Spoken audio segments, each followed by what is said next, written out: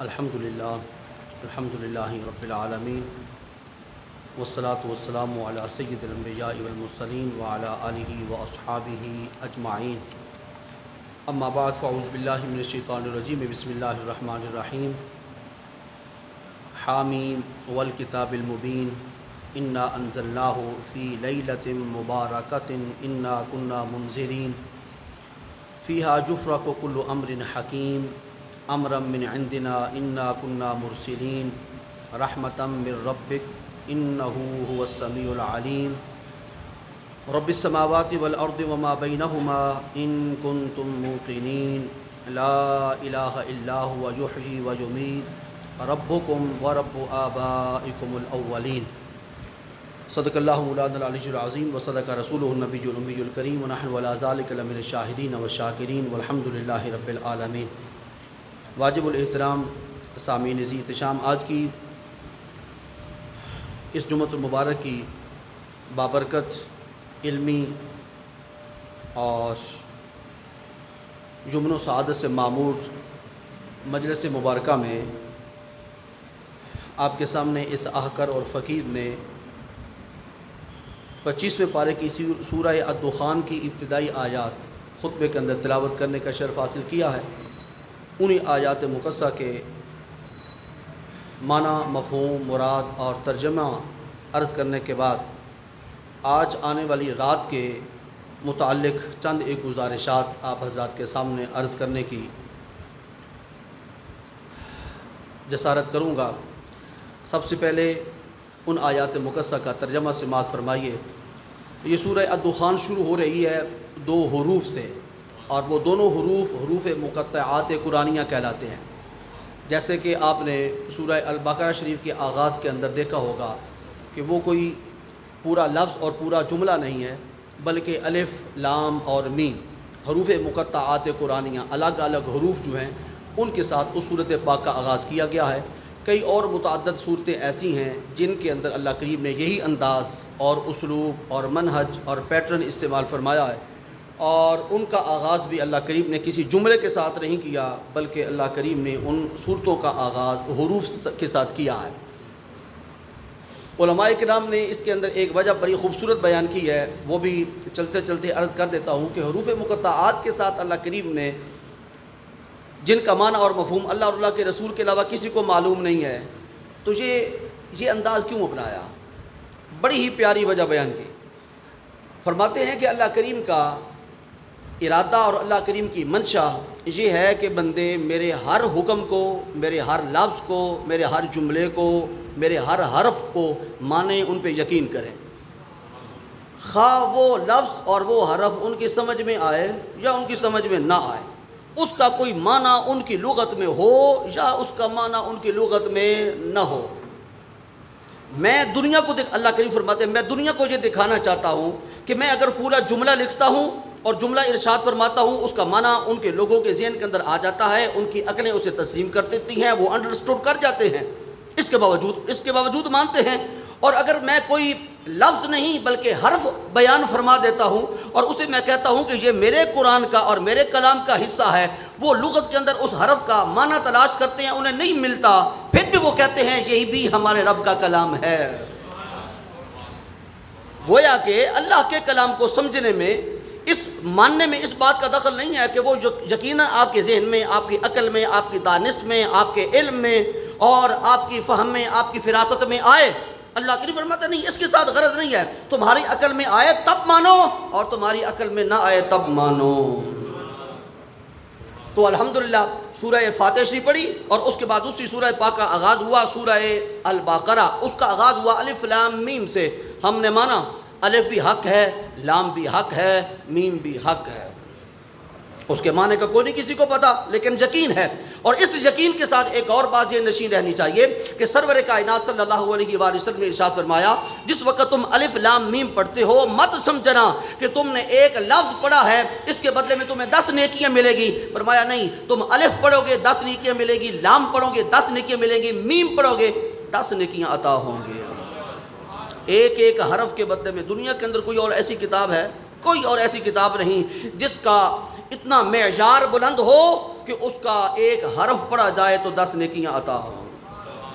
ہم تو بھائی لالچی لوگ ہیں، ہم تو طمع والے لوگ ہیں، ہم تو ان چیزوں کو اکٹھا کرنے کی جسارت اور کوشش کے اور تگ و دو کے اندر لگے رہتے ہیں کہ کب کوئی ہمیں کوئی ایسی چیز ملے جسے ہم اپنی آخرت کے بینک کے اندر جمع کروا دیں۔ تو اصل تو بینک ہی وہ ہے جس کا پرافٹ اور جس کا سود حد درجہ زیادہ ہے، اور اس کا سود ایسا ہے کہ جو کہ پاک ہے۔ دنیا کا کوئی ایسا بینک نہیں جس سے آنے والا سود حلال ہو، اور یہ سود دیتا کون ہے؟ اللہ عطا فرماتے ہیں۔ سود ایک لفظ ایسا ہے نا جو بڑا ہی بدنام ہو چکا ہے، ورنہ سود کا معنی ہے منافع اور پرافٹ۔ آگے بڑھیے، ہم ان آیات مقدسہ کی طرف بڑھتے ہیں اور الف لام میم کے بعد حامیم کا تذکرہ کرتے ہیں کہ حامیم والکتاب المبین، دو نام لوں گا اور ان کے حوالے سے ان کا ترجمہ کروں گا۔ میں خود نہیں کر سکتا حامیم کا ترجمہ، میرے علم میں نہیں ہے، میں ناقص العقل ہوں، ناقص العلم ہوں، ممبر شریف پر بیٹھ کر اس کا اعتراف کروں، لیکن ایک بہت بڑے بندے نے حامیم کا منع کیا ہے، بہت بڑے بندے نے، اور بندہ پتہ ہے کون ہے؟ نام اس کا امام ابو القاسم القشیری، اور یہ داتا صاحب حضور غریب نواز جو لاہور کے اندر تشریف فرما ہیں اور آرام فرما ہیں، ان کے یہ استاد گرامی ہیں، ان کے یہ استاد گرامی ہیں، اور اپنی ماں کے ساتھ، اپنی والدہ کے ساتھ والہانہ محبت کرنے والے ہیں، بہت ڈٹ کر خدمت کی ہے اپنی والدہ ماجدہ کی۔ آغاز جوانی میں ہی ان کے والد گرامی کا انتقال ہو گیا تھا، پیچھے والدہ کی دیکھ بھال کرنے والا، خدمت کرنے والا کوئی نہیں تھا۔ جس وقت ان کی تعلیم کے مراحل شروع ہوئے، والد گرامی کا انتقال ہو گیا، انہوں نے پڑھنا چھوڑ دیا، والدہ کی خدمت کرنا شروع کر دی۔ ایک دن عرض کرتے ہیں اپنی والدہ ماجدہ سے کہ حضور میرا جی چاہتا ہے کہ میں تحصیل علم کے لیے کہیں چلا جاؤں۔ والدہ نے کہا میری خدمت کون کرے گا؟ عرض کی حضور میں خدمت تو آپ کی کر رہا ہوں، میرے لیے سعادت کی بات ہے، لیکن جی چاہتا ہے کہ میں علم بھی حاصل کروں، اللہ کے رسول کا علم، دین کا علم، اللہ کی عطا کردہ نعمتوں کا علم میں حاصل کروں۔ والدہ نے کہا ٹھیک ہے، میں اب انکار تو نہیں کر سکتی، انکار کروں گی تو میں اللہ کے حضور کے مجرم قرار پاؤں گی کہ تو اچھا کام کرنے لگا ہے، لیکن میرا دل اس بات کا بوجھ برداشت کرنے کے لیے آمادہ نہیں ہے، لیکن میں علم دین کے حصول کی خواہش کو اپنی خدمت پہ ترجیح دیتی ہوں، جا بیٹا اللہ کے سپرد۔ قربان کر دیا علم دین کے لیے۔ ایک ہی بیٹا ہے، نہ کوئی بہن ہے اس کی، نہ کوئی بھائی ہے، والد گرامی کا خود انتقال ہو چکا ہے، والدہ کا اس کے علاوہ کوئی اور پیرانے سال کوئی پرسان حال نہیں ہے، کوئی قصب و پرسی کے اندر پوچھنے والا نہیں ہے۔ جس وقت جانے لگے تو والدہ نے بلایا کہ بیٹا واقعتاً جا رہے ہو؟ کہا آپ نے اجازت عطا فرما دیا تو میں جانے لگا ہوں۔ والدہ کا 2 منٹ ٹھہرو۔ والدہ نے وضو کیا، 2 نفل رکعت کے ادا کیے، اور ادا کرنے کے بعد اللہ تعالیٰ کی بارگاہ اقدس کے اندر ہاتھ اٹھا کر عرض کی مولا کریم تیرا علم سیکھنے کے والے تو تیری دنیا کے اندر بے شمار بندے ہیں، اور میری خدمت کرنے والا اس کے سوا کوئی نہیں، اور تو علم عطا کرنے میں کسی جگہ پر جا کر کسی استاد کے سامنے زانوِ تلمس طے کروانے کا بھی محتاج نہیں ہے، میری غریب کی دعا قبول کر اور بغیر پڑھے میرے اس بیٹے کو علم عطا فرما دے، بغیر پڑھے علم عطا فرما دے۔ لے جی وہ دعا قبول ہوئی، اور اسی وقت تو قبول ہوئی کس کی دعا تھی؟ والدہ ماجدہ کی۔ ماں کی دعا اولاد کے حق میں، باپ کی دعا اولاد کے حق میں، رسول کائنات فرماتے ہیں ہو ہی نہیں سکتا کہ رد ہو، اس لیے والدین کو راضی رکھا کریں اور ان سے دعائیں لیا کریں۔ جب وہ دعائیں دیتے ہیں تو اللہ کریم ان اٹھے ہوئے ہاتھوں کو خالی واپس نہیں لوٹایا کرتے۔ ادھر دعا ہوئی، ادھر وہ جو سینہ تھا امام ابو القاسم قشیری کا وہ علم لدنی سے مملو اور بھرپور ہو گیا۔ اس کے بعد آپ نے کتاب لکھی، اس کا نام ہے رسالہ قشیریہ، عربی زبان کے اندر ہے، میری لائبریری کے اندر موجود ہے۔ اور داتا صاحب کا ویسے استاد بننا کوئی آسان کام ہے؟ داتا صاحب کے استاد ہیں، اتنا علم اللہ نے دیا کہ داتا صاحب کو ان کا شاگرد بنا دیا۔ چلے میں داتا صاحب کا لفظ واپس لے لیتا ہوں، علی حجویری کا استاد بنا دیا۔ علی حجویری کا، ممکن ہے داتا کے لفظ سے کئیوں کو سمجھ آئے کہ یہ کسی عقیدے کی بات کر رہا ہے۔ علی حجویری کا، بھئی ہم لاہور جاتے ہیں، بادشاہوں کے مقبرے بھی وہاں پر موجود ہیں، میں بات عرض کر کے آگے بڑھتا ہوں، بادشاہوں کے مقبرے بھی موجود ہیں، وہاں جھاڑو دینے والا کوئی نہیں۔ اس فقیر کے مقبرے پہ جب ہم جاتے ہیں وہاں قرآن پڑھنے والوں کو باری نہیں ملتی۔ اندر کون لیٹا ہوا ہے؟ بادشاہ ہے، حاکم وقت ہے، سلطان اعظم ہے، سکندر وقت ہے، کون ہے اندر لیٹا ہوا؟ وہ ہے جس نے ساری زندگی اس قرآن کے ساتھ پیار کیا ہے، ساری زندگی جس نے اللہ کے نام کے معنی جپی ہے، ساری زندگی جس نے ذکر کے اندر، فکر کے اندر مصروف رہ کے زندگی گزاری ہے۔ اللہ کریم نے فرمایا اے علی حجویری تو زندگی کے اندر میرا ذکر کرتا رہا، آج دنیا سے چلا جائے گا، میں لوگوں کی زبانوں پر تیرا ذکر جاری کروا دوں گا۔ وہاں جا کر سرہانے جا کر قرآن پاک پڑھنے کے لیے لائن میں لگنا پڑتا ہے کہ نہیں لگنا پڑتا؟ نہ چومے جا کر وہاں مزار کو، میں مزارات چموانے کے لیے یہاں پر نہیں بیٹھا، نہ وہاں پر ماتھا ٹیکے، ماتھا ٹیکنا حرام ہے، لیکن یہ تو منظر جا کر دیکھے نا کہ وہاں قبروں پر جا کر جانے والے کیا کر رہے ہیں۔ وہاں شرک ہو رہا ہے، قرآن پڑھنا شرک ہے، ساتھ اتنی بڑی مسجد ہے، اس مسجد کے اندر نمازیں پڑھی جا رہی ہیں اور وہاں پر اذانیں دی جا رہی ہیں، وہاں پر درود و سلام کے نذرانے پیش کیے جا رہے ہیں، اس مسجد کے تہہ خانے کے اندر قال اللہ وقال رسول کی صدائیں بلند ہو رہی ہیں، یہ سارا کچھ شرک ہے۔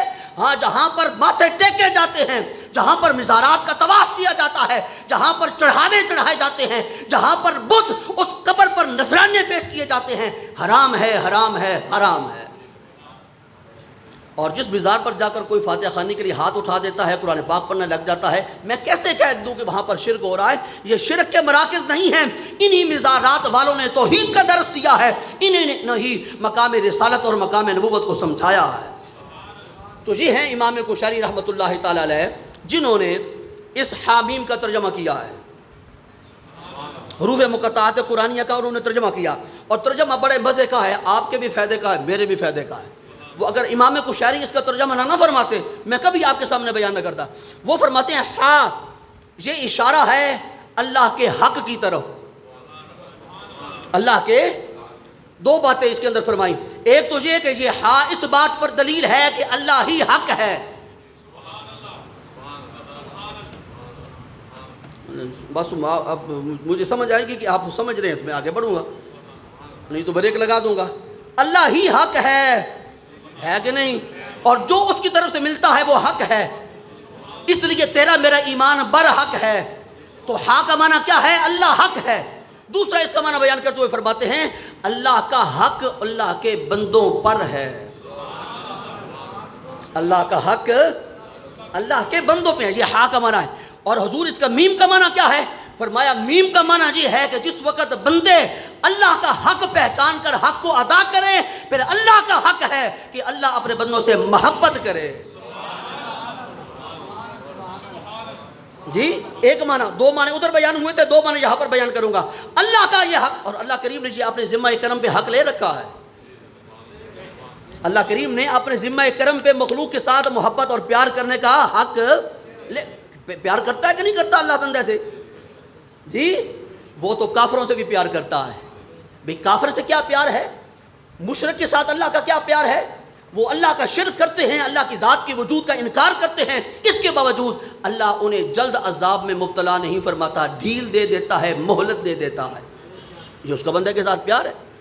اور ساری زندگی نافرمانی کرنے والا، اور ساری زندگی کفر کرنے والا، ساری زندگی شرک کے اندر مبتلا رہ کے اللہ کے شریک ٹھہرانے والا، آخری وقت میں مرتے ہوئے جس وقت صدقے دل کے ساتھ کلمہ پڑھ لیتا ہے، اس کی محبت کا تقاضا یہ ہے کہ اس کو بھی معاف فرما دیتا ہے، اس کے کلمے کو بھی قبول۔ یہ اللہ کا پیار نہیں ہے تو اور کیا ہے؟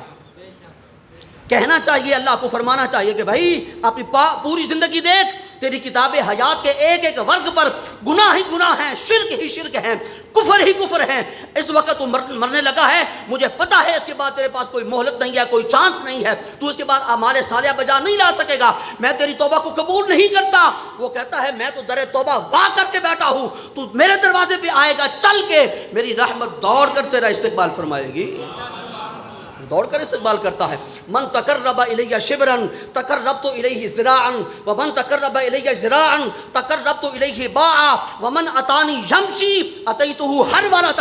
اللہ کریم فرماتے جو بندہ میری رحمت کے قریب ایک بالشت ہوتا ہے، میں اس کے ایک ہاتھ قریب ہو جاتا ہوں، اور جو میری رحمت کے ایک ہاتھ قریب ہوتا ہے، میں دو ہاتھ اس کے قریب ہو جاتا ہوں، اور جو میری بارگاہ میں آس امید لے کے چل کے آتا ہے، میری رحمت دوڑ کر اس کو استقبال کرتی ہے۔ یہ رحمت ہے اللہ کی، یہ رحمت ہے اللہ کی۔ بلکہ حدیث پاک کے اندر دوستو فرمایا اللہ کریم نے، آج چونکہ رات بڑی خوبصورت آ رہی ہے، بخشش کی رات ہے، مغفرت کی رات ہے، اپنے سارے پچھلے نامہ اعمال پر کلمہ عفو پھروانے والی رات ہے، لینے والی رات ہے۔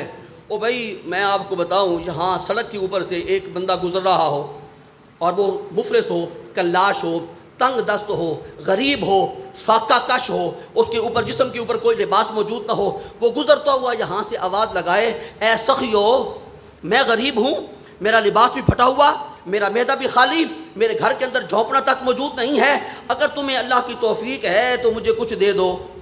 سخیوں کو وہ بلائے گا، تو جو واقعتاً سخی ہوگا اس کی بات پہ کوئی کان دھرے گا کہ نہیں دھرے گا؟ کبھی رکھے گا نا۔ تو یہ کون پکار رہا ہے جی؟ کون پکار رہا ہے؟ جس کو طلب ہے، جو محتاج ہے، جو ضرورت مند ہے۔ اور آج کی رات کسی تنگ دست نے تمہیں نہیں پکارنا، سخی نے خود پکارنا ہے۔ میری بات نہیں سمجھ آئی آپ کو؟ آج کی رات سخی خود پکار رہا ہے۔ حضرت علی المرتضیٰ شیر خدا فرماتے ہیں، رات کے وقت جس وقت سورج غروب ہو جاتا ہے، اللہ رب العزت آسمان دنیا پر اپنی شایان شان نزول اجلال فرماتے ہیں، اور اس کی شرح کے اندر لکھا گیا ہے کہ اللہ اپنے بندوں کے بہت قریب آ جاتے ہیں۔ اللہ تو پہلے قریب ہے، نحن اقرب الیہ من حبل الورید۔ پھر قرب کا مطلب کیا ہے؟ فرمایا اللہ تو ہر وقت قریب ہے، بندہ اللہ سے دور ہے، جو دور ہے اللہ اس کے بھی قریب آ جاتا ہے۔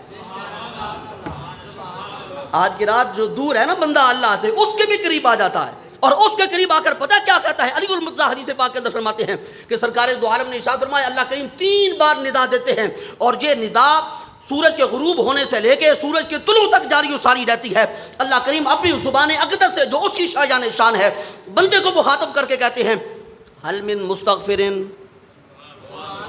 ہے کوئی گناہوں سے اکتا گیا، ہے کوئی گناہ کر کر کے تھک گیا، ہے کوئی وہ بندہ جس کے اندر مزید گناہ کرنے کی سکت اور طاقت باقی نہیں رہی، ہے کوئی بندہ جس کا دل گناہوں سے اچاٹ ہو گیا، میرے دروازے پہ آئے اور مجھ سے مغفرت طلب کرے، آج میں مغفرت کے لیے تیار ہوں،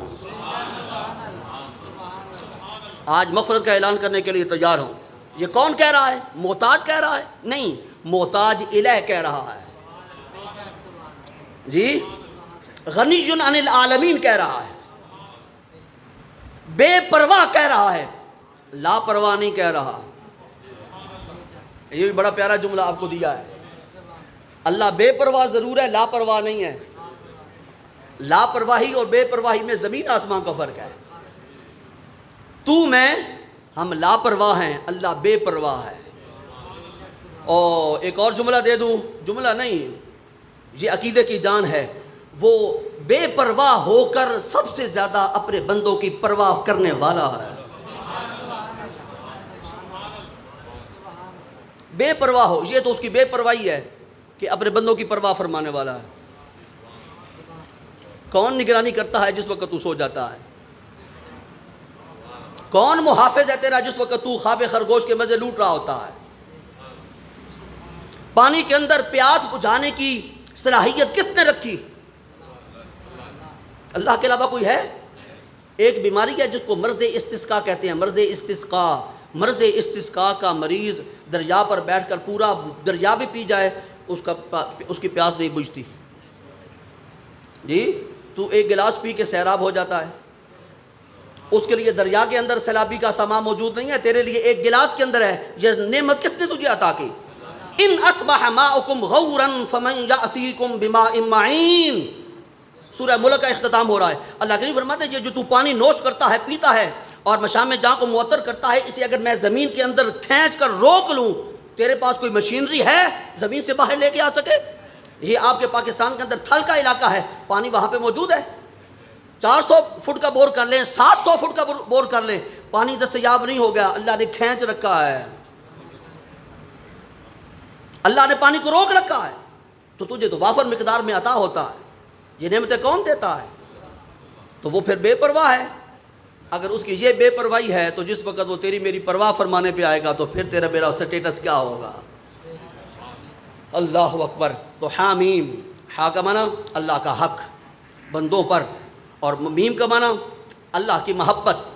اللہ کا حق ادا کرو، اس کے جواب میں اللہ اپنی محبت عطا فرمائے گا۔ اللہ کا حق ادا کرو، اس کے بدلے میں اللہ تعالیٰ اپنی مغفرت عطا کرے گا۔ والکتاب المبین۔ تو یہ ہا کے ساتھ بھی اللہ کریم نے قسم یاد فرمائی اپنے حق کی، کہ مجھے اپنے حق کی قسم، مجھے اپنے حق ہونے کی قسم، اور میم کے ساتھ بھی قسم یاد فرمائی، مجھے اپنی محبت اور اپنی مغفرت کی قسم اور والکتاب المبین اور روشن کتاب کی قسم، روشن کتاب کی قسم۔ آگے کیا فرمایا؟ انا ہم نے انزلناہ اس قرآن مقدس کو نازل کیا ہے فی لیلۃ مبارکہ برکت والی رات میں، برکت والی رات میں اس کا نزول ہوا ہے۔ کہاں سے؟ لوح محفوظ سے بیت العزت پر۔ آج کی جو رات آ رہی ہے اس رات کو لوح محفوظ سے بیت العزت پر، اور یہ بیت العزت کون سی جگہ ہے جی؟ اس کو بیت المعمور کہتے ہیں، اور یہ بیت المعمور اسی طرح 7ویں آسمان پہ ایک روایت کے مطابق 6ٹھے آسمان پہ یہ کعبہ ہے، جیسے کہ زمین پہ انسانوں کا کعبہ ہے، یہ بیت المعمور ملائکہ کا کعبہ اور قبلہ ہے۔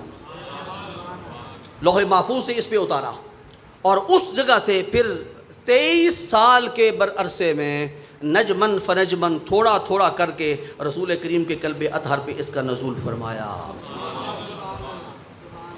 انا انزلناہ فی لیلۃ مبارکہ، اس کو لیلۃ مبارکہ کہا، اور جس وقت وہاں بیت العزت سے سرکار کریم کے قلب اطہر پہ اس کا نزول شروع ہوا، اس کو سورہ القدر کے اندر بیان فرمایا۔ انا انزلناہ فی لیلۃ القدر وما ادراک ما لیلۃ القدر لیلۃ القدر خیر من الف شہر تنزل الملائکۃ والروح فیہا باذن ربہم فیہا من کل امر سلام ہی حتی مطلع الفجر۔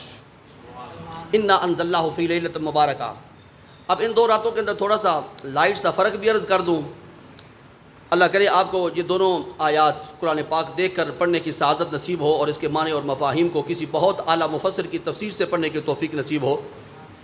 ایک جو ظاہری طور پر فرق ہے وہ عرض کر دیتا ہوں۔ یہاں پر فرمایا انا انزلناہ فی لیلۃ القدر، فی لیلۃ مبارکہ، ہم نے برکت والی رات میں اسے آسمان سے لوح محفوظ سے کہاں پہ اتارا؟ بیت العزت پر، بیت العزت پر۔ اس کا صرف اتنا ذکر کیا، اور اس رات کو کیا کہا؟ وہ رات مبارک رات ہے، برکت والی ہے۔ اور لیلۃ القدر کے بارے میں کیا فرمایا؟ وہ لیلۃ القدر ہے، قدر والی رات ہے، عزت والی رات ہے، شرافت والی رات ہے، بزرگی والی رات ہے۔ ما ادراک ما لیلۃ القدر، تم کیا جانو کہ لیلۃ القدر کیا ہے؟ ہم تمہیں بتاتے ہیں کہ لیلۃ القدر کیا ہے۔ فرمایا وہ ایک رات، لیلۃ القدر خیر من الف شہر، 1000 مہینوں کی عبادت سے بہتر ہے۔ 1000 مہینے بندہ عبادت کرے، یہ تقریباً 83 سال بنتے ہیں، 83 سال، 83 ایئرز، 83 سال مسلسل بندہ عبادت کرے، اور لیلۃ القدر کی ایک رات کی قدر کو پہچان کے عبادت کرے برابر ہے۔ قسمت والے کریں گے، قسمت والے کریں گے۔ باقی تو پٹاخے بھی تو اٹھانے ہیں نا کسی نے، وہ تو بھی قوم نے فیکٹری کے اندر تیار اس لیے کر رکھے ہیں۔ ہاں، وہ فارسی زبان کا ایک بڑا پیارا مصرع ہے، وہ کسی نے کہا تھا، وہ کہتا ہے کہ ہر شب قدر است گر قدر بدانی، تیرے لیے ہر رات شب قدر ہو سکتی ہے، جس رات کی بھی تو قدر پہچان لے وہی تیرے لیے شب قدر ہے۔ ہر رات جناب، اس رات میں اور اس رات میں کیا فرق ہے؟ اس کو لیلۃ المبارکہ کہا، اس کو لیلۃ القدر کہا۔ اور وہ رات عزت والی زیادہ اس رات سے کیوں ہے؟ کیونکہ اس رات لوح محفوظ سے قرآن پاک نہیں اترا، بیت العزت سے رسول کریم کے قلب اطہر پہ اترا۔ تو قرآن پاک سرکار کریم کے قلب اطہر پہ اترنا جب شروع ہوا تو اس وجہ سے اس کو لیلۃ القدر کہا، اس کو لیلۃ المبارکہ کہا۔ وقت بہت کم ہے، میں نے بہت کچھ کہنا تھا، لیکن میں اپنے اس قرآن پاک کے ترجمے کو یہیں پر روکتا ہوں۔ تو ایک حدیث پاک عرض کرنے کے بعد زیادہ چاہتا ہوں، بلکہ 2 احادیث طیبہ۔ پہلی تو وہ جو شروع کر رکھی تھی حضرت علی المرتضیٰ شیر خدا رضی اللہ تعالیٰ عنہ والی، کہ آج کی رات جو رات آنے والی ہے 14 اور 15 شعبان کے درمیانی رات، اس رات میں اللہ کریم اپنی شایان شان آسمان دنیا پہ نزول اجلال فرماتے ہیں، بندوں کے بہت زیادہ قریب ہو جاتے ہیں، اور 3 اعلانات فرماتے ہیں، منادی دیتے ہیں خود۔ پہلا کیا ہے کوئی گناہوں سے اکتا کر مجھ سے معافی مانگنے والا، میں معافی دینے کے لیے تیار ہوں۔ دوسرا ہے کوئی مجھ سے بغیر محنت کے رزق طلب کرنے والا، جی اس کی تو شان ہے نا، بغیر رزق کے دے، بغیر محنت کے دے، دیتا کہ نہیں دیتا بغیر محنت کے؟ میں نے ایک مثال آپ کو عرض کی تھی، بند انڈے کے اندر چوزے کو غذا کون دے رہا ہے؟ آکسیجن کون پہنچا رہا ہے؟ آپ تو کہتے ہیں کہ جہاں ہوا بالکل بند ہو جائے، ٹائٹ ہو، ایئر ٹائٹ ہو، وہاں اندر زندگی ناممکن ہے۔ انڈے کو جس وقت پھاڑا جاتا ہے تو اندر سے مردہ چوزا نکلتا ہے یا زندہ؟ بھوکا ہوتا ہے. کون دے رہا ہے غذا اس کو؟ مل رہی ہے غذا؟ اللہ اکبر. پرندے صبح خالی پیٹ باہر نکلتے ہیں، شام کو کوئی پرندہ خالی پیٹ واپس نہیں جاتا، سب کے پیٹ بھرے ہوئے ہوتے ہیں. اس لیے میں نے اس کا یہ ترجمہ کیا ہے کوئی تم میں سے بغیر اسباب کے مجھ سے رزق طلب کرنے والا؟ مجھ پہ توکل کر کے دیکھو، جیسے مچھلیوں کو رزق دیتا ہوں ویسے تمہیں بھی عطا فرما سکتا ہوں. اللہ اکبر. تیسرا اعلان ہوتا ہے کوئی کسی بیماری کے اندر، کسی مشکل کے اندر، کسی اذیت کے اندر، کسی کرب میں، کسی دکھ میں، کسی رنج میں، کسی پریشانی میں مبتلا، وہ میری طرف رجوع کرے. ایسے پریشانیاں دور ہوں گی، وہ سمجھے گا کہ کبھی پریشانی میرے قریب بھی نہیں پھٹکی. ہم نے راستہ ہی وہ نہیں نا بنایا. سعدی صاحب رحمۃ اللہ تعالیٰ نے لکھا، آپ فرماتے ہیں کہ ایک آدمی احرام باندھ کے تو حج کے لیے گھر سے روانہ ہوا، لیکن ترکی کا راستہ اس نے اپنا لیا. تو میں نے اسے ہاتھ پکڑ کر کہا، میں نے کہا تو حج کا احرام باندھ کے تو چلا ہے، لیکن جس راستے کا تو نے انتخاب کیا یہ راستہ ترکی جاتا ہے، حجاز مقدس نہیں جاتا. ہم سکون کی تلاش میں نکلے ہوئے ہیں، لیکن ہمیں یہ پتہ نہیں ہے کہ سکون ہے کس میں. یہ قرآن پاک فرماتا ہے الا بذکر اللہ تطمئن القلوب. دلوں کا اطمینان صرف اللہ کے ذکر میں ہے، کسی شے میں نہیں ہے. اللہ اکبر. دوسری حدیث پاک حضرت عائشہ صدیقہ رضی اللہ تعالی عنہا کے، آپ فرماتی ہیں یہی 14 اور 15 شعبان کی درمیانی رات تھی. سرکار کریم مسجد نبوی شریف کے اندر آپ نے نماز ادا کی. نماز ادا فرمانے کے بعد آپ میرے حجرے میں تشریف لائے. تھوڑا وقت کے لیے آپ نے آرام فرمایا، پھر میں سو گئی. سرکار کریم صلی اللہ علیہ وآلہ وسلم نے لباس مبارک تبدیل کیا اور آپ اٹھ کے کہیں تشریف لے گئے. میری رات کو جس وقت آنکھ کھلی تو میری غیرت بیدار ہوئی اور اس نے کہا کہ آج باری تو میری گھر کی تھی، لیکن میرے شوہر نامدار آج میرے بستر پہ آرام فرما اور استراحت فرما نہیں ہے. میں آپ کی تلاش میں نکلی. تلاش میں کرتی کرتی میں آپ کے قدمین شریفین کی طرف جو قبرستان ہے جسے جنت البقیع کہتے ہیں وہاں پہنچی. رات کے وقت خاتون اٹھے تو اسے اپنے شوہر تلاش کرنا ہو تو وہ کہاں جائے گی؟ یا تو جو اس کی سوتنیں ہیں ان کے گھروں میں، یا پھر اللہ کے گھر میں. ایک سوالیہ نشان آپ کے سامنے چھوڑے جا رہا ہوں.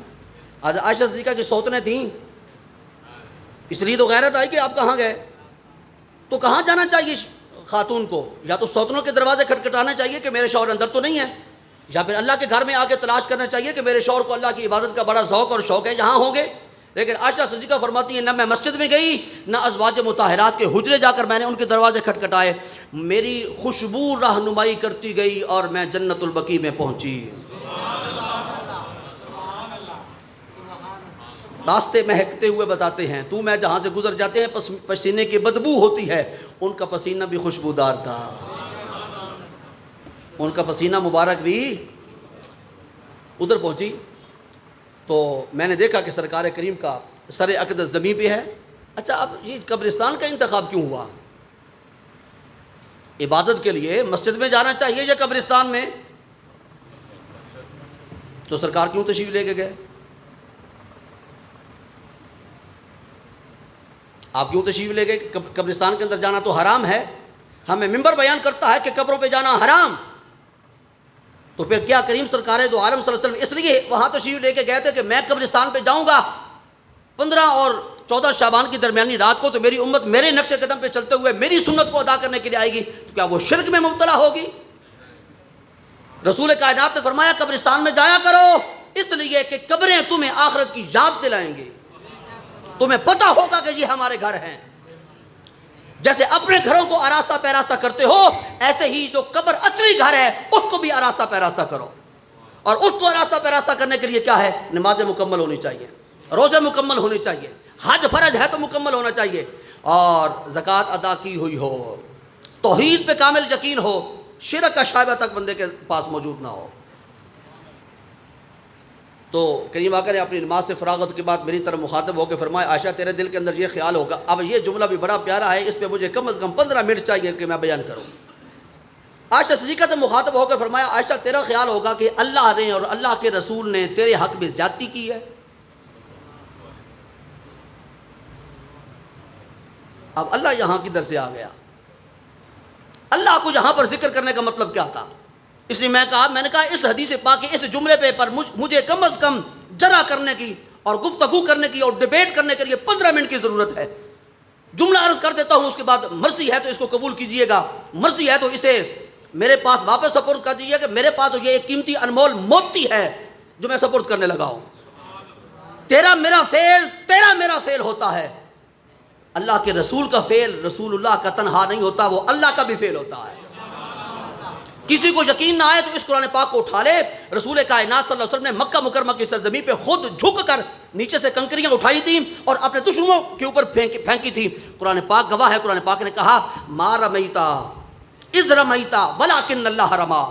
اے محبوب، یہ کنکریاں آپ نے نہیں پھینکی، جب آپ نے پھینکی تھیں یہ تو اللہ نے پھینکی تھی. میں کیا کروں؟ میں تو قرآن پاک کا ترجمہ آپ کے سامنے رکھ رہا ہوں. کوئی اپنا مسلک اور اپنا مذہب آپ کے اوپر ٹھونسنا نہیں چاہتا. یہ تو قرآن پاک ہے اور بڑا عجیب انداز ہے اللہ کا. اللہ کہ ما رمیتا، آپ نے نہیں پھینکی ہے محمد پاک، اذ رمیتا، جب آپ نے پھینکی. ایک ہی بات کے اندر پازیٹیو، اسی بات کے اندر منفی جملہ ذکر کر کے اللہ کریم نے فرمایا ان کا پھینکنا، ان کا صرف پھینکنا نہیں ہے، وہ اللہ کا پھینکنا ہے. اس کی وجہ کیا ہے کہ جس وقت آپ بھی مٹھی کے اندر لے کر کنکریاں کسی ایک جانب پھینکتے ہیں تو وہ سامنے کی طرف جائیں گی، وہ چاروں طرف بیٹھے ہوئے دشمنوں کی آنکھوں میں نہیں جائیں گی. لیکن جب اللہ پھینکے گا تو وہ خود چونکہ جہت سے پاک ہے، اس لیے اس کا پھینکا ہوا ہر سمت میں بکھر جائے گا. اس کا پھینکا ہوا ہر سمت میں بکھرے گا.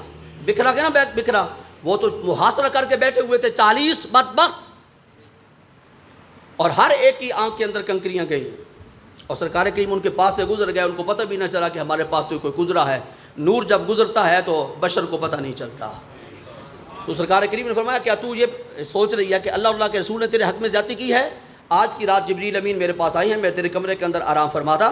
جبریل امین نے کہا یا رسول اللہ، آج آپ کی امت کے بنو کلب کی بکریوں کے بالوں کے برابر اللہ کریم نے دوزخیوں کی بخشش فرمانی ہے، تو میں ان کی سفارش کے لیے چلا آیا ہوں.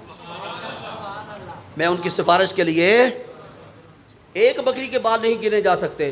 تو عرب کے دور میں جو بنو کلب کا قبیلہ تھا وہ بکریاں رکھنے میں بڑا مشہور تھا. ایک محتاط روایت کے مطابق ان کے ہاں 50,000 بکریاں تھیں. 50,000 بکریوں کا میری سائنس نے آج تک کوئی کیلکولیٹر ایجاد نہیں کیا کہ وہ گن سکے کہ 50,000 بکریوں کے بال کتنے ہیں. گویا کہ لا تعداد، ان گنت، کاؤنٹ لیس، لا تعداد لوگوں کو اس رات میں اللہ کریم بخشش کا پروانہ عطا فرماتے ہیں. آج رات کرنا کیا ہے؟ 3 کام کرنے ہیں: اللہ کی عبادت، استغفار، قرآن پاک کی تلاوت، اور آخر میں دعا. یہ میں عرض کرنے لگا ہوں اور بڑی جسارت کے ساتھ عرض کرنے لگا ہوں. آج کی رات یہ نعتوں والی رات نہیں ہے، بڑی معذرت کے ساتھ عرض کرنے لگا ہوں. آج کی رات نعتوں کی آیت، آج کی رات وعظ و نصیحت اور تقریروں کی بھی نہیں ہے. آج کی رات تو اللہ کے قرب کی ہے، اللہ کو منانے کی ہے، اس کی حضور ناز میں سجدے کرنے کی ہے، اس کی حضور ناز میں گڑ گڑانے کی ہے، اپنے گناہوں پر کلمہ عفو پھروانے کی رات ہے. ہم لے کے بیٹھ جاتے ہیں نعت خانوں کو، جی آ جاؤ، اور جو نعت خانوں کے خلاف بات کرے وہ وہابی کہلاتا ہے. بھائی ہم کہتے ہیں قرآن پڑھو، یہ بھی نعت ہے. فرق ہے یہ ہے کہ یہ کسی شاعر کی لکھی ہوئی نہیں، اللہ کی لکھی ہوئی نعت ہے. شاعر کی پوری نعت پڑھ جاؤ، ممکن ہے کوئی نیکی کی ایک نیکی مل جائے، لیکن اس کا ایک حرف پڑھو گے 10 نیکیاں عطا ہوں گی. تو یہ نعت نہیں ہے، اس کے اندر حمد بھی ہے، اس کے اندر نعت بھی ہے. جس کتاب مقدس کو تم بے وضو ہاتھ نہیں لگا سکتے، لا یمسہ الا المطہرون، جو پاکیزہ تر ہوں گے وہی اس کے قریب جائیں گے. اور پتہ نہیں ہم نعتوں کے پیچھے لگ گئے، شاید ہم پاکیزہ نہیں ہیں. پاکیزہ ہوتے تو اللہ ہمیں اپنی کتاب کے قریب کرتا. نعت کے مخالف نہیں ہوں، جتنا نعت سننے کا پڑھنے کا مجھے ذوق ہے شاید ہی آپ میں سے کسی کو ہو، اور جتنے نعتی اشعار مجھے یاد ہیں شاید ہی گجرات کے اندر کسی کو یاد ہو. لیکن میں بہت قلیل مقدار میں اپنے بیان کے اندر اشعار پڑھتا ہوں. میں یہ پڑھتا ہوں. نعت کے اشعار پہ کسی کو اعتراض ہو سکتا ہے، آبجیکشن ہو سکتا ہے، اس پہ تو نہیں نا کسی کو. اللہ اکبر. چوتھا کام جو اس عبادت کے بعد، قرآن پاک کی تلاوت کے بعد اور استغفار کے بعد آپ نے کرنا ہے نا، وہ ہے دعا. اور دعا کو للہ عرض کروں گا، کبھی بھی رسمن دعا کو نہ مانگیے گا، کیونکہ دعا عبادت ہے اور عبادت رسمن نہیں ہوتی. دعا رسم نہیں ہے، عبادت ہے، بلکہ عبادت نہیں ہے، مخ العبادہ، عبادتوں کا مغز ہے۔ یوں دعا مانگو کہ گویا کہ آپ کی زبان سے لفظ نکل رہے ہیں، اللہ کریم سن رہا ہے، سنے گا۔ اپنی دعا کے اندر ڈوب جائیں اور دنیا ماوی یہاں سے مستغنی ہو جائیں، آپ کو پتہ ہی نہ ہو کہ آپ کہاں بیٹھے ہیں، بس آپ کے مائنڈ کے اندر یہ تصور ہو آج کی رات میرا رب میرے قریب آ گیا ہے، اور وہ تو ہے ہی قریب، وہ ہے ہی قریب، وہ سمیع بھی ہے، بصیر بھی ہے، وہ تمہارے زبان سے نکلنے والے الفاظ کو سنتا بھی ہے، تمہارے دل کے اندر جو خیالات جنم لے رہے ہیں ان کو بھی جاننے والا ہے۔ دعا کرو، لیکن دعا کس کے لیے؟ سب سے پہلے اپنے والدین کے لیے۔ ہاں تھوڑی جی مٹھی جی سبحان اللہ کہہ دو، مٹھی جی والدین کا نام لیا ہے نا، کاروبار کے لیے نہیں کہا، والدین کے لیے دعا کرو جنہوں نے اپنے بچپن میں تیرے لیے دعا کی تھی، نماز کے اندر کھڑے ہو کر رب اجعلنی مقیم الصلاۃ ومن ذریتی۔ میں نے کہا تھا نماز کا بھی میں آپ کو سکھاؤں گا کہ نماز کیا ہوتی ہے، ہم نے تو نماز ٹکروں کے انداز میں سیکھ رکھی ہے، تیرے والدین جس وقت بچپن میں تھے وہ نماز پڑھا کرتے تھے کہ نہیں؟ کیا دعا مانگا کرتے تھے نماز کے اختتام پہ؟ رب اجعلنی مقیم الصلاۃ، اے اللہ مجھے نماز پر قائم رکھنا، ومن ذریتی، تو ابھی آیا بھی نہیں تھا، تیرے والدین تیرے لیے دعائیں مانگ رہے تھے، اور میری اولاد کو نماز پر قائم رکھنا۔ اور اب یہ تو دعا مانگ رہا ہے اپنے لیے بھی اور اپنے آنے والی اولاد کے لیے بھی، اور آج تو اپنے والدین کو ریٹرن دیتے ہوئے ان کے لیے بخشش کی دعا کرے گا، کب تیری اولاد تیرے لیے بخشش کے لیے ہاتھ اٹھا کر دعائیں مانگے گی۔ اللہ اکبر، بات تو بڑی سمجھا دی ہے، شاید کیونکہ نئی روشنی کے لوگ تشریف فرما ہوتے ہیں نا، ان کے ذہن کے اور عقل کے اندر یہ ہماری مولویوں کی باتیں نہیں جاتی، لیکن یہی چراغ جلیں گے تو روشنی ہوگی۔ انسان کی زندگی کے آغاز کے اندر بھی مولوی ہے، درمیان میں بھی مولوی ہے، اختتام پر بھی مولوی ہے۔ آغاز میں بچہ پیدا ہو گیا، کان کے اندر اذان کون کہتا ہے؟ گھر کے اندر کوئی مسلمان نہیں، کسی کو اذان نہیں آتی، جی مولوی صاحب کو بلاؤ، آئے انہوں نے اذان کہی، اور پتہ ہے مولوی کو ہی پتہ ہے کہ اذان کیسے کہنی ہے، کس کان کے اندر کیا کہنا ہے، بیٹا ہوا ہے تو کیا پڑھنا ہے، بیٹی ہوئی ہے تو کیا پڑھنا ہے۔ میری مجلس کے اندر اگر کوئی پی ایچ ڈی صاحب بیٹھے ہیں نا تو ذرا مجھے کھڑے ہو کے بتا دے کہ جب بیٹی پیدا ہوتی ہے تو اس کے دونوں کانوں کے اندر کیا پڑھا جاتا۔ مولوی صاحب کو تو کچھ نہیں نا پتا، جو ایم فل بیٹھے ہیں، ایم اے کر کے بیٹھے ہیں، ڈبل ایم اے کر رکھا ہے اور ایم اے انگلش کر رکھا ہے، جی میں ٹرپل ایم اے ہوں۔ پہلے سنا تھا 3 سٹوریاں ہوتی ہیں، اب یہ ٹرپل ایم اے بھی ہو گیا، ابھی پڑھیں لیکن قرآن پہلے پڑھیں۔ یہ وہ نصاب ہے جو انسان کو انسان بناتا ہے، یہ وہ نصاب ہے جو خاک سے اٹھنے والے مٹی کے پتلے کو خاک کے اوپر چلنے کا ڈھنگ اور طریقہ سکھاتا ہے۔ اس میرے جملے کو لکھ لیجئے، یہ آپ زر کے ساتھ لکھنے کے قابل ہے۔ خاک کو خاک کے اوپر چلنے کا انداز، ڈھنگ، طریقہ، سلیقہ یہ سکھاتا ہے، ایم اے نہیں سکھاتا۔ پڑھیں، وہ بھی ہمارے ملک کے لیے ضروری ہے۔ والدین کے لیے دعا مانگیں، اور اس کے بعد اپنے لیے نہیں، رسول کائنات کی پوری امت کے لیے دعا مانگیں۔ بچی جی سبحان اللہ، میرا گزارا چلتا نہیں، اس تو بہتر سی کہ میں آپ لوگوں کو پیسوں کی عادت ڈال دیتا کہ میں جب تقریر کروں تو میرے اوپر پیسے پھینکا کرے، جی ایک قارون کا خزانہ میرے اوپر نثار کیا کرے۔ قارون کے خزانے کی ضرورت نہیں ہے، اللہ کے ذکر کی ضرورت ہے، اور سبحان اللہ اللہ کا ذکر ہے۔ پھر مجھے وہ ایک تلخ جملہ کہنے کی نوبت آ جاتی ہے کہ پہلی بار کوئی بات سنی جائے نا تو بندہ اتنا حیران بھی نہ ہو جائے کہ سبحان اللہ کہنے ہی بھول جائے۔ اللہ اکبر۔ تو اپنے والدین کے لیے پہلے دعا خلوص کے ساتھ، للہیت کے ساتھ، دنیا کے اندر موجود ہیں ان کی سلامتی کے لیے دعا، بیمار ہیں ان کی شفا کے لیے دعا، ان کا سایہ عاطفت کو دراز کرنے کے لیے ان کے لیے دعا، ان کی سکون کے لیے دعا، دنیا سے چلے گئے ہیں ان کی بخشش کے لیے دعا، اس کے بعد پوری امت کے لیے دعا۔ امت کے 2 طبقے ہیں۔ آج آپ کہیں کہ مولوی صاحب بھی کسی اور رنگ میں بات کر رہے ہیں، آج آپ نے کافروں کے لیے بھی دعا کرنی ہے۔ کس کے لیے؟ سرکار کی امت، وہ امت میں شامل نہیں ہے کافر، ہندو شامل نہیں ہے، سکھ شامل نہیں ہے، ان کے لیے بھی دعا کرنی ہے۔ کیا؟ اے اللہ ان کو بھی کلمہ عطا فرما۔ جنہوں نے کوئی 10 منٹ بعد سمجھ آنی ہے میں رک جانا، میں وہ 10 منٹ بعد سبحان اللہ کہنا ہے۔ اب بھی کوئی کہے گا کہ یہ ممبر سے فرقہ واریت کا پھیلاؤ ہوتا ہے؟ فرقہ واریت جہاں ممبر سے نہیں پھیلتی، جہاں قرآن کا نور پھیلتا ہے اور حدیث کا سرور پھیلتا ہے۔ غیروں کو اپنا بنانا یہ کمال ہے، اپنوں کو اپنے جسم کے ٹکڑے کو کاٹ کاٹ کر دوسروں کے سپورٹ کرنا یہ کمال نہیں ہے۔ کمال جی ہے غیروں کو اپنے سینے کے ساتھ لگاؤ۔ اور میں اپنے ادارے کے اندر پڑھاتا ہوں، میرا ادارہ ہے یہاں گجرات میں، اور 10-12 سال ہو گئے ہیں جہاں مجھے آپ کے سامنے خطبہ جمعہ پیش کرنے کے لیے سعادت حاصل ہوتی ہے۔ کبھی ادارے کا ذکر کیا؟ کرنا چاہیے کہ چندہ وہاں پر جمع کروائیں۔ میں چندہ مانگتا ہوں اللہ سے، اللہ کے رسول سے، اور میرا جملہ ہے اسی ممبر پر، تاریخی جملہ، میں گداگر ہوں، آپ بھی سب گداگر ہیں، اور آج تک میں نے کسی بھکاری کو بھکاری سے مانگتے ہوئے نہیں دیکھا۔ میں آپ سے کیوں مانگوں؟ جو آپ کو دے رہا ہے مجھے نہیں دے سکتا؟ میرے ادارے کے اندر کس کا کام ہو رہا ہے؟ قرآن کا، حدیث کا، دین کا، اسلام کا۔ تو وہ کس کا کام ہے؟ میرا نہیں، وہ اللہ کا کام ہے۔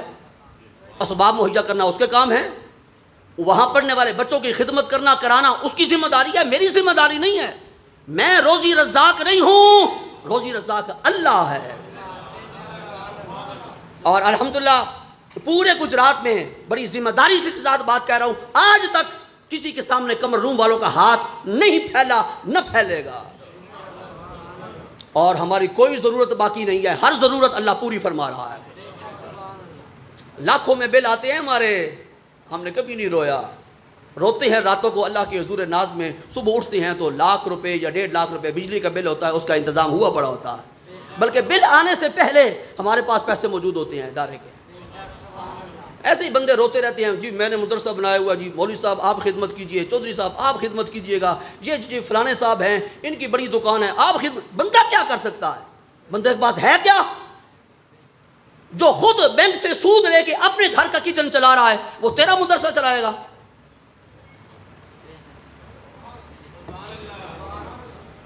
جو خود بینک سے سود لے کے اپنے گھر کا کچن چلا رہا ہے۔ اللہ اکبر۔ تو اپنے لیے دعا بعد میں کرنی ہے، اور کفروں کے لیے بھی دعا کرنی ہے۔ اللہ ان کو ہدایت عطا فرما، بل کلنٹن کو بھی ہدایت عطا فرما۔ بش مر گیا ہے، مولا کریم آپ اس کے لیے ہم کیا دعا مانگیں؟ پیوٹن کو ہدایت عطا فرما، مودی کو ہدایت عطا فرما، اس کے زبان پر کلمہ طیبہ جاری فرما، اس کے من کو اجلا کر، مسلمانوں کی عداوت اس کے سینے سے کھرچ کر سارے دنیا کے مسلمانوں کی محبت اور پیار اس کے سینے کے اندر پیدا فرما۔ اور آخر میں اپنے لیے دعا کرنی ہے، جو مرضی کرنا، اور کہیں یاد آ گیا فقیر تو اس سے بھی اپنی دعا میں یاد رکھیے گا۔ وما علیہ الا